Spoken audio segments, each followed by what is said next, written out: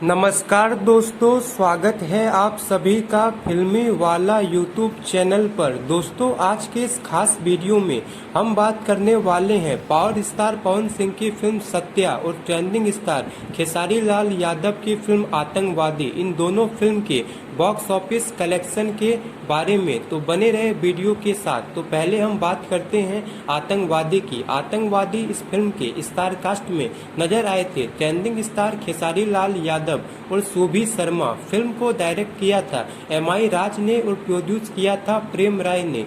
Film काफी शानदार थी। फिल्म के गाने सुपरहिट साबित हुए थे। बात करें फिल्म के बॉक्स ऑफिस कलेक्शन की, तो इस फिल्म का बजट 2 करोड़ 10 लाख रखा गया था और इस फिल्म ने बॉक्स ऑफिस पर 11 करोड़ 26 लाख का कलेक्शन किया था और ये फिल्म बॉक्स ऑफिस पर ब्लॉकबस्टर साबित हुई थी। अब बात करते हैं दूसरी फिल्म यानी सत्या की। तो सत्या इस फिल्म के स्टार कास्ट में नजर आए थे पावर स्टार पवन सिंह और अक्षरा सिंह। फिल्म में स्पेशल अपीयरेंस में नजर आई थी निधि झा और आम्रपाली दुबे। फिल्म को डायरेक्ट किया था सुजीत कुमार सिंह ने, जिनकी एज ए डायरेक्टर के रूप में पवन सिंह के साथ ये दूसरी फिल्म थी। इससे पहले सुजीत कुमार सिंह पवन सिंह के साथ भोजपुरिया राजा फिल्म को डायरेक्ट कर चुके थे, जो कि 2016 में रिलीज हुई थी और बॉक्स ऑफिस पर सुपर हिट रही थी। सत्या इस फिल्म के एक्शन सीन और पवन सिंह की डायलॉग डिलीवरी काफी शानदार थी और ये फिल्म साल की सबसे बड़ी एक्शन मूवी थी और इस फिल्म के गाने ने भी